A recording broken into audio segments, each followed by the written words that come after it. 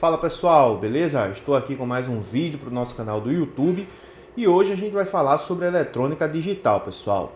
Qual a importância de você que trabalha com placa de smartphone, não só você que trabalha com smartphone não, tá? Você também que trabalha com outras placas eletrônicas, outros eletrônicos, né? Eu sei que aqui no canal tem muitos técnicos que trabalham com outro tipo de placa eletrônica, que curtem aqui o nosso trabalho, que acompanham nossos vídeos, né? Então você pode adaptar isso à sua realidade, né? Ao seu eletrônico que você trabalha, a placa eletrônica que você trabalha, enfim, tá? Então qual seria a importância para o técnico que trabalha com algum tipo de placa eletrônica aprender sobre eletrônica digital? Quais são os benefícios que isso podem trazer de forma profissional para esse técnico? O que pode impactar, né, na parte financeira? Você pode resolver mais problemas? O que pode acontecer? Como é que as pessoas vão ver você, né, como profissional? Então a gente vai falar um pouco mais sobre esse assunto, porque a eletrônica digital, pessoal, praticamente hoje todos os eletrônicos têm, né, a parte analógica e a parte digital. Então a gente precisa aprender sobre esse assunto, porque vai ser muito, digamos assim, vai ser determinante para a gente resolver falhas mais complexas, tá? Então, eu vou falar para vocês aqui um pouco da minha experiência nessa parte aí, né, da eletrônica digital, analógica e tal. O que eu aprendi com tudo isso, né, ao longo da minha jornada aí no conhecimento da eletrônica, tanto analógica como digital. E eu vou estar passando para vocês aqui nesse vídeo. A única coisa que eu peço é que você deixe o like, se inscreva no canal, deixe o seu comentário, porque isso é importante para o crescimento do nosso trabalho aqui no YouTube. E lembrando, para você que ainda não é aluno do nosso treinamento Reparo Avançado de GSCell Assistec, que o nosso treinamento está numa oferta especial da atualização, custando apenas R$ 247. Eu venho falando isso há um tempo, né? Logo a gente vai finalizar a oferta e o valor volta para R$ 497. Então aproveita a promoção, nosso treinamento vai desde o básico ao avançado. É um treinamento vitalício, você paga apenas uma vez e toda vez que tiver atualização você não precisa pagar mais por isso. É um treinamento que tem certificado, tá? Suporte 2 vezes por semana, né? Quarta-feira a partir das 19h30, sexta-feira a partir das 19h30, suporte ao vivo e online diretamente comigo, tá? E lembrando que o nosso treinamento ele tem certificado, não sei se eu falei, né? Mas se eu não falei, estou falando de novo. E é um treinamento que tem garantia, né? Se você adquirir o nosso treinamento e não gostar, você tem até 7 dias para pedir reembolso do valor total que você investiu. Então aproveita essa oportunidade, você pode dividir até em 12 vezes aí. Clica no link que vai estar na descrição desse vídeo ou aqui no primeiro comentário fixado e sem compromisso dá uma olhada lá naquilo que você vai aprender, tá bom? Vamos lá, pessoal. Eletrônica digital e eletrônica analógica. Primeiro eu preciso digamos assim, explicar para vocês o que é eletrônica digital, o que é eletrônica analógica, tá? E eu vou explicar com exemplo, porque se eu tentar definir aqui, alguns técnicos estão começando agora e talvez não consiga compreender, né? Digamos assim, uma linguagem mais técnica, né? Se eu for falar aqui sobre lógica booleana, né? Digamos, portas lógicas, que é o que define um pouco essa parte da eletrônica digital, muita gente talvez não consiga compreender bem. Então vou falar sobre, digamos assim, exemplos práticos, tá? Vamos supor que você tem um sensor de temperatura. Deixa eu pegar alguma coisa que eu possa, por exemplo, esse cotonete aqui. É um sensor de temperatura, tá? E digamos que esse cotonete aqui, ele tá, né? Esse sensor aqui, ele tá tocando aqui em um determinado líquido, né? Vamos supor que aqui é uma fábrica de algum produto, né? E esse produto aqui, quando chegar a 100 graus, é necessário que desligue, né, a temperatura para que ele se mantenha em 100 graus ali, ou chegue em 100 graus, ele acabe, né, parando por ali. Então vamos supor que antigamente a gente tinha circuitos, digamos assim, mais simples. Então vamos supor que eu tenha um sensor, tá? Digamos um certo tipo de termopar, e ligado a esse termopar eu tenho, por exemplo, um termistor, algum circuito como esse, que vai estar ligado a duas luzes, né, ou dois LEDs, um vermelho e um verde. Então, quando chegar, por exemplo, a temperatura de 100 graus, Vamos supor que ele está ali, né, digamos, com a luz verde acesa, enquanto não chega aos 100 graus. Quando ele chega aos 100 graus, né, ele acende a luz vermelha, né, dizendo que, atenção, chegou a luz vermelha, chegou a temperatura máxima, né, e aí ele, através do termistor, digamos assim, né, eu estou botando um circuito bem simplificado, tá, pessoal? Claro que teria outros componentes aí, mas estou botando bem simplificado. Então a resistência baixou, né, passou a corrente elétrica, acendeu aquele LED vermelho, né, e alguma outra parte mecânica ali, né, vai lá e desliga o fogo, desliga uma resistência, enfim. Então você percebe que nesse circuito, o circuito ele é totalmente analógico. Tá? A gente não vê nenhum circuito digital tomando decisões, né, modificando algum sinal, não existe nada, é tudo analógico. Tá? Então se eu pego aqui um termistor, né, um termopar, coloco um termistor ali para quanto mais aquecer, mais a resistência baixa, passa uma corrente maior, né, e aí alimenta um LED, o LED acende, quando chega aquela determinada temperatura, tudo calculado, é claro, mas é um circuito analógico. Agora, quando eu tenho um circuito que... O mesmo circuito, né? Vamos lá, eu tenho aqui um termopar, tá? Que é um sensor analógico. E ele está ligado, digamos, a um circuito integrado. E esse circuito integrado está ligado a um display, tá? Que está mostrando, digamos aqui, né, a temperatura que está... lá, onde a gente está medindo, né? No camburão lá, no camburão não, esqueci agora. Estou tentando trazer para a imaginação de vocês um exemplo que seja prático. Então, como eu não digamos assim, eu não fiz nada antes, né? Não tinha... Eu estou falando aqui aleatoriamente, tá, pessoal? Então, vocês sabem como é que eu sou, né? Então, vamos lá. Aqui eu tenho um sensor, tá? Aqui eu tenho um display, um exemplo, e eu vou ter um CI no meio, né? Entre esse componente analógico e entre esse outro display, que seria um display digital, tá? E aí o que acontece? Essa temperatura, né, vai ser passada, digamos aqui, a temperatura vai entrar num bloco daquele circuito integrado, um bloco AC/DC, que vai pegar um determinado sinal, né, analógico, e vai converter esse sinal em digital, tá? E vai passar para o outro lado esse sinal de forma digitalizada. Ou seja, tudo que é digital, né, um circuito digital, ele sempre vai trabalhar com 1 ou 0, um nível lógico alto ou um nível lógico baixo. Então, é um circuito, digamos assim, talvez mais curto, tá? Um circuito mais curto, porém um circuito, digamos assim, mais eficaz, tá? E talvez não seja tão caro como se fosse algo analógico, né? Por exemplo, se a gente pega uma fonte linear, estou até com uma aqui que está com defeito, né? Aquela lá da FR ali.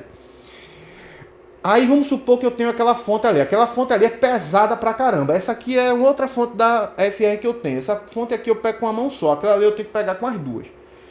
Qual é a diferença nisso? Né? É que uma, ela tem um circuito, claro, ali também tem componentes digitais e tal, enfim. Mas ela é trabalhada mais assim, de uma forma mais analógica. Nesse caso aqui é uma fonte chaveada, tá? É um circuito analógico mais curto e um circuito digital ali, digamos assim, né? Não vou dizer que é mais amplo, mas um circuitozinho digital ali que deixa esse produto aqui, digamos assim, mais digital do que analógico, tá, pessoal? Mais ou menos isso, né? Eu não vou entrar em tantos detalhes. Mas o que eu quero trazer para vocês aqui, né, já que vocês entenderam um pouco aí o que é digital, o que é analógico, é que na eletrônica digital, pessoal, a gente tem circuitos integrados que tomam decisões, tá? E para esses circuitos integrados funcionar, ele precisa de uma série de elementos.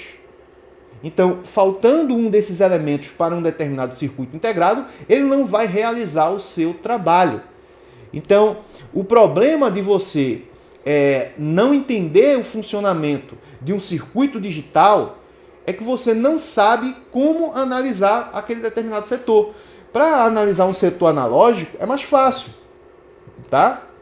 Vamos supor que naquele exemplo que eu citei para você, a gente tem componentes que a gente pode medir com o multímetro, por exemplo, eu vou medir o termistor para saber se ele está funcionando ou não.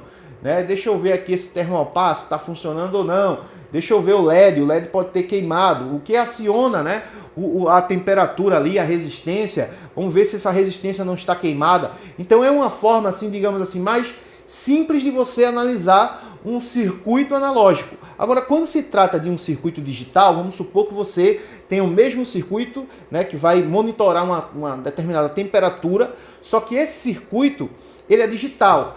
Para que um circuito integrado consiga monitorar e passar informações para um display, ele precisa, muitas vezes, né, de estar em contato com outro circuito integrado, com alguns transistores, e ele vai precisar em alguns casos, né, de uma frequência de trabalho, tá, de um oscilador ali trabalhando com ele. Ele vai precisar, muitas vezes, de uma habilitação, tá, vai precisar de uma, digamos assim, uma interrupção, vai precisar de uma malha de comunicação, de controle, tá? Então, como é que eu analiso essas malhas? Como é que eu verifico se está funcionando ou não? Como eu faço para validar esse determinado circuito? Então, aí eu preciso trabalhar, né? Preciso aprender essa parte da eletrônica digital, que precisa de um circuito integrado para que ele funcione, tá? E claro, um circuito integrado pode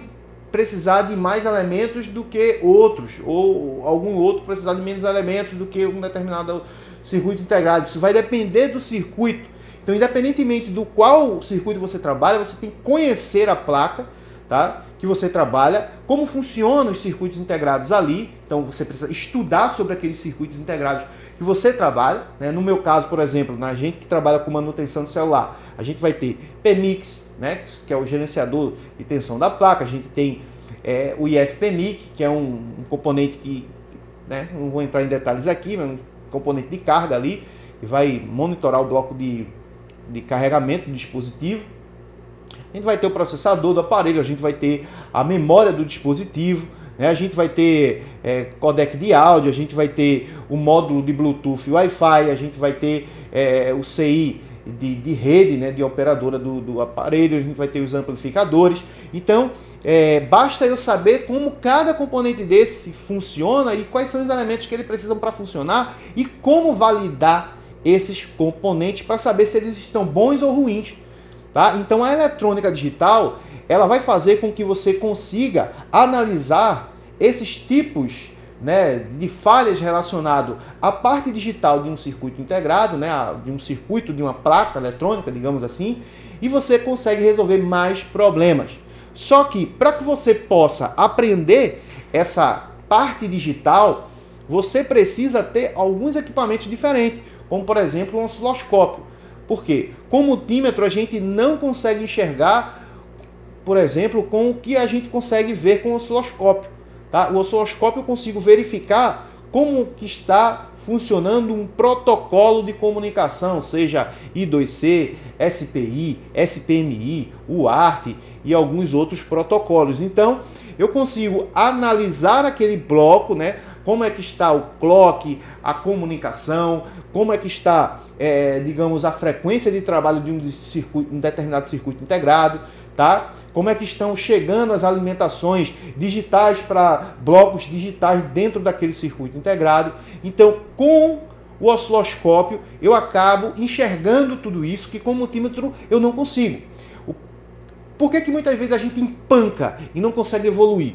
Porque a gente só quer analisar aquilo que é mais fácil, aquilo que está dentro, né, do analógico ali. Então a gente consegue analisar uma tensão, a gente verifica ali, né, um resistor, como é que está a resistência, a gente, né, vai medir ali se existe algum curto, né, bota a escala de continuidade, né, ou na escala de semicondutor, ou na escala de resistência, por exemplo, para encontrar um determinado curto-circuito. A gente usa, né, a técnica de condução reversa, né, que é utilizada aí com a escala de diodo, né, de semicondutores, para encontrar uma malha aberta, uma malha em curto, né, uma malha que esteja com uma fuga de corrente. Então a gente usa muito a parte analógica, mas não entende muito da parte digital.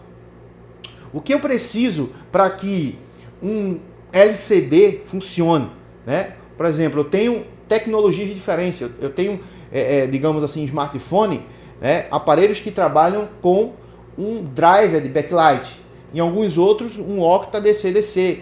Então, para o octa funcionar, como né? Quais são os elementos que ele necessita para funcionar, para liberar algumas alimentações que é necessária para o LCD funcionar. No caso do driver, como é que ele trabalha? Ele é monitorado por quem, né? A questão do PWM desse circuito, como analisar, como verificar se está tudo certinho. Então tem muita coisa que a gente acaba não conseguindo resolver por não entender da eletrônica digital. E esse vídeo é exatamente para fazer com que você pare e reflita sobre o que você tem que fazer para dar um próximo passo. Então, se você já entende bem da eletrônica analógica, por exemplo, eu tenho uma falha de carregamento em um smartphone. Então, eu coloco o cabo USB, não apresenta raio de carregamento, por exemplo. Então eu sei que é muito provável que a tensão de 5.1 volts não está chegando no meu CI de carga, por isso ele não está validando essa alimentação. Então o que eu devo fazer, por exemplo? Né? Eu devo verificar se na entrada do meu circuito integrado tem a tensão de 5 volts. Por quê? Porque se tiver tensão de 5 volts na entrada do CI, eu sei que o problema muito provável que esteja nele.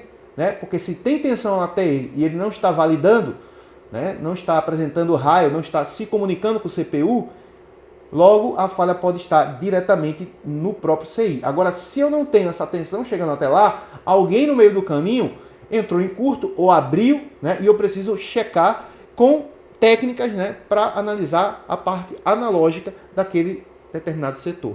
Então, veja que a gente precisa aprender sobre eletrônica, quase que não sai, eletrônica analógica, né? Que é o que a gente aprende no dia a dia, né? A maioria das coisas que a gente faz. E quando chega na eletrônica digital, parece que trava, né? E você não consegue ter resultados. Por exemplo, você pega um aparelho que não liga, é muito mais complicado de colocar esse aparelho para funcionar do que um aparelho que não está saindo som, né? Por quê? Porque você vai trabalhar com praticamente todos os componentes que trabalham digital ali na forma, na inicialização do dispositivo. Existe uma conversa entre vários componentes e você precisa entender como é essa conversa. Senão você não chega nunca à conclusão daquela determinada falha. Tá? Então esse vídeo é um vídeo de orientação para orientar vocês em eu preciso aprender eletrônica digital. Tá? E aí, você que trabalha com eletrônica, sei lá, você trabalha com fonte chaveada, como é que eu vou aprender, né, essa parte aí, claro, essa eletrônica chaveada, fonte chaveada é mais analógico e tal, né, é bem analógico ali, mas vamos supor que existe um interface naquele tipo de equipamento que você trabalha. Então, você vai ficar só trabalhando com fonte chaveada? Ou será que eu trabalho com fonte chaveada, mas também eu posso trabalhar com interface daquele equipamento, né, que já vai envolver eletrônica digital?